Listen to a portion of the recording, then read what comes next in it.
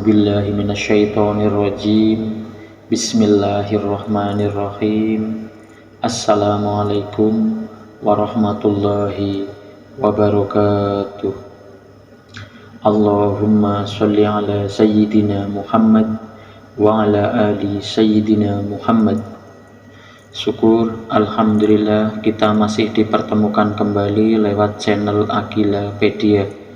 Harapan dan doa saya, sahabat-sahabatku semua, senantiasa diberikan kesehatan, panjang umur, dilapangkan rezekinya, dimudahkan dalam setiap urusan, dan terkabul semua cita-citanya. Amin ya rabbal alamin. Sahabatku semua yang dimuliakan Allah, berbicara tentang bangsa Yahudi, pasti akan terlintas di benak kita tentang keberadaan Bani Israel. Bani Israel memiliki kisah yang cukup terkenal dan sering disebutkan dalam Al-Quran. Bangsa itu tidak lain adalah umat Nabi Musa alaihi salam. Mereka dikenal dengan sifatnya yang pembangkang dan tidak segan-segan membuat syariat di luar ajaran sang Nabi. Jadi, apa janji Allah Subhanahu wa Ta'ala kepada orang-orang Yahudi? Dan benarkah masih ada beberapa yang belum terpenuhi? Berikut ini penjelasan 3 janji Allah kepada bangsa Yahudi. Yang pertama adalah hukuman kepada bangsa Yahudi. Ada lagi sikap bangsa Yahudi yang paling menonjol dalam diri mereka, yaitu sikap meremehkan bangsa lain. Pernyataan tersebut tidak dibuat-buat. Al-Quran sendiri telah beberapa kali menyebutkan perilaku orang-orang Yahudi sejak zaman dahulu. Allah Subhanahu wa Ta'ala berfirman, yang artinya, dan telah kami tetapkan kepada Bani Israel dalam kitab itu, sesungguhnya kamu bangsa Bani Israel akan membuat kerusakan di muka bumi ini 2 kali, dan pasti kamu akan menyombongkan diri dengan kesombongan yang besar. Maka apabila datang saat hukuman bagi kejahatan pertama dari kedua kejahatan itu, kami datangkan kepadamu hamba-hamba kami yang mempunyai kekuatan besar. Lalu mereka merajalela di kampung-kampung, dan itulah ketetapan yang pasti terlaksana. Al-Quran Surat Al-Isra ayat 4 dan 5. Orang-orang Yahudi melakukan kerusakan pertama setelah ayat itu turun. Kemudian susulan penghancuran datang menimpa mereka tanpa menunggu waktu yang lama. Pemusnahan dan pengusiran kaum Yahudi adalah perjuangan hamba-hamba Allah, hingga koloni mereka sempat terpecah belah menyebar ke seluruh negeri. Hal ini seperti yang dijelaskan dalam Al-Quran. Dialah yang mengeluarkan orang-orang kafir di antara ahli kitab dari kampung-kampung mereka pada saat pengusiran yang pertama. Kamu tidak menyangka bahwa mereka akan keluar, dan mereka pun yakin bahwa benteng-benteng mereka akan dapat mempertahankan mereka dari siksa Allah. Maka Allah mendatangkan hukuman kepada mereka dari arah yang tidak mereka sangka-sangka, dan Allah mencampakkan ketakutan ke dalam hati mereka. Mereka memusnahkan rumah-rumah mereka dengan tangan sendiri dan tangan orang-orang mukmin.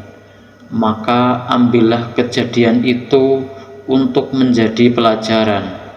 Hai orang-orang yang mempunyai wawasan.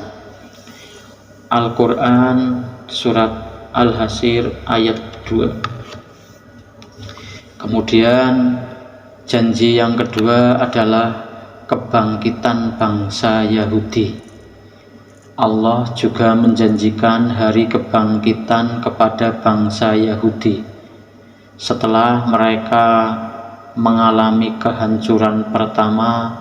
Allah memberi orang Yahudi kesempatan untuk mengalahkan mereka yang telah mengusir mereka, sehingga janji kedua terpenuhi, sebagaimana bangsa Yahudi berhasil membalas sakit hatinya untuk menduduki negeri Syam dan Palestina. Hal ini sesuai firman dalam Al-Quran yang artinya, kemudian kami berikan kepadamu giliran untuk mengalahkan mereka kembali, dan kami membantumu dengan harta kekayaan dan anak-anak keturunan, dan kami jadikan kamu kelompok yang lebih besar. Al-Quran Surat Al-Isra ayat 6. Terbukti dengan kemakmuran ekonomi dan politik bangsa Yahudi Israel, imigran Yahudi mengalir dari seluruh negeri ke Palestina tanpa dihentikan oleh umat Islam. Kekuatan militer dan ekonomi negara-negara barat hampir seluruhnya berada di belakang Yahudi. Dengan demikian, kesombongan Yahudi semakin meningkat hingga hari ini. Kemudian janji Allah yang ketiga adalah kehancuran kembali bangsa Yahudi. Karena janji pertama dan kedua terpenuhi, Allah Subhanahu wa Ta'ala tidak akan mengingkari janji ketiga. Penderitaan yang dirasakan rakyat Palestina akan segera berakhir. Kekejian Israel hanya akan mempercepat datangnya penghakiman dan murka Allah Subhanahu wa Ta'ala. Allah Subhanahu wa Ta'ala berfirman yang artinya, jika kamu berbuat baik berarti kamu berbuat baik bagi dirimu sendiri, dan jika kamu berbuat jahat maka kejahatan itu bagi dirimu sendiri.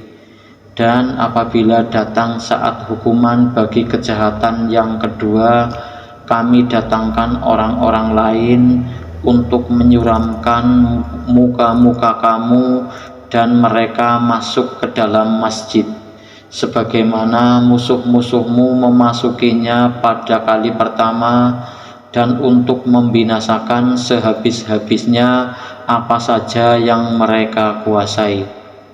Al-Quran Surat Al-Isra ayat 7.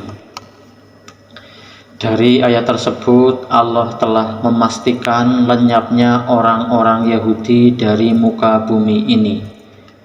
Maha suci Allah Subhanahu wa Ta'ala telah mengabarkan kepada kaum muslimin bahwa mereka akan kembali memasuki Masjidil Aqsa seperti sebelumnya pada masa pemerintahan Umar bin Khattab yang menaklukkan tanah Palestina. Dalam kitab Taurat, Allah telah menetapkan bahwa Bani Israel akan memasuki tanah Palestina yang diberkati. Bahkan di sana mereka akan mendirikan pemerintahan. Tetapi kemudian mereka melakukan begitu banyak kerusakan sehingga Allah menghukum mereka dengan mengirimkan hamba-hambanya yang kuat. Setelah itu kerajaan mereka akan binasa, diusir, dan dicerai-beraikan.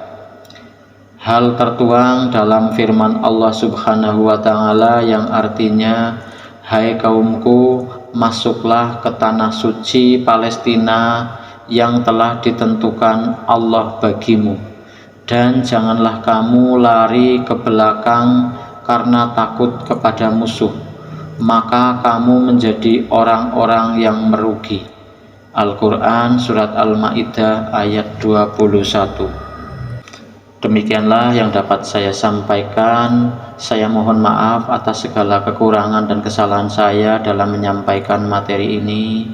Jika sahabatku suka video ini, silahkan tekan tombol like, dan bagi yang belum subscribe, silahkan tekan tombol subscribe, nyalakan juga lonceng notifikasinya. Saya akhiri, Assalamualaikum warahmatullahi wabarakatuh.